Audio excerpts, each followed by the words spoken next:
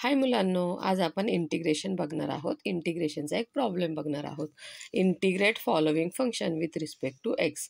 इथे हे फंक्शन दिलेलं आहे, तर त्याला आपल्याला विथ रिस्पेक्ट टू एक्स आहे ते इंटिग्रेट करायचं आहे.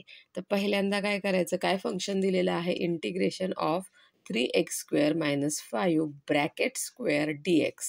म्हणजे हे जे तुम्हाला आहे ते a - b ब्रॅकेट स्क्वेअरच्या फॉर्ममध्ये आहे आणि तो आपल्याला फॉर्म्युला माहीत आहे. काय असतो? a² - 2ab + b². हा तो फॉर्म्युला आहे.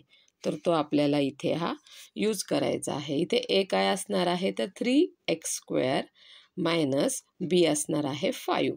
ठीक आहे. तर आधी आपण इंटिग्रेशन इन ब्रॅकेट हे जे आहे ते एक्सपांड करून घेऊयात हा फॉर्म्युला यूज करून.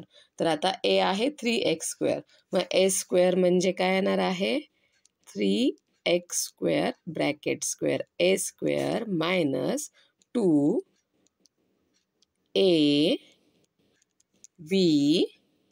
+ b². हे आलं आपलं ह्याचं एक्सपान्शन. हा आपण स्क्वेअर ह्याचा एक्सपांड केला आहे, त्याच्यामध्ये तो स्क्वेअर येणार नाही. आणि आता इथे लिहूयात आपण हे dx ॲज इट इज. आता हे सॉल्व करून घेऊयात. इंटिग्रेशन 3x² स्क्वेअर म्हणजे 3चा स्क्वेअर करायचा आहे. 3चा स्क्वेअर आहे 9. x² स्क्वेअर म्हणजे x⁴ मायनस. आता 3 × 2 = 6, 6 × 5 = 30, 30 x² + 25, 5चा स्क्वेअर केला 25 dx. आता आपण हे इंटिग्रेशन सेपरेट करू शकतो.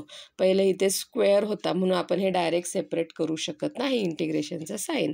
तर हे कसं करणार आहोत, 9x⁴ dx minus integration 30 x² dx plus integration 25 dx. आता ही जी कॉन्स्टंट टर्म आहे की नाही, तर हे आपण बाहेर घेऊ शकतो. ठीक आहे. So 9 integration of x⁴ dx minus 30 integration of x² dx plus 25 integration of dx. आता आपल्याला माहीत आहे इंटिग्रेशन ऑफ x⁴n काय असतो. Integration of x⁴n dx is equal to x⁴n + 1 / n+1 असा हा फॉर्म्युला आहे. सो आपण इथे काय करणार, हे 9 इन ब्रॅकेट x⁴ + 1 / 4 + 1 हे झालं याचं integration minus 30 in bracket x⁴ 2 + 1 / 2 + 1 आणि प्लस 25. आता इथे काहीच नाही आहे नंबर, म्हणजे ह्याचं इंटिग्रेशन काय असतं, आपल्याकडे फॉर्म्युला आहे इंटिग्रेशन ऑफ dx हा असतो x + c. ओके. तर आता इथे काय येणार आहे, हे 25x + c फॉर कॉन्स्टंट. आता हे आपण सॉल्व करूया. x⁴ + 1 झाले 9x⁵ / 5 minus 30 x³ / 3 plus 25x + c. आता ह्या 3ने ह्याला डिवाइड केलं, इथे आला 10.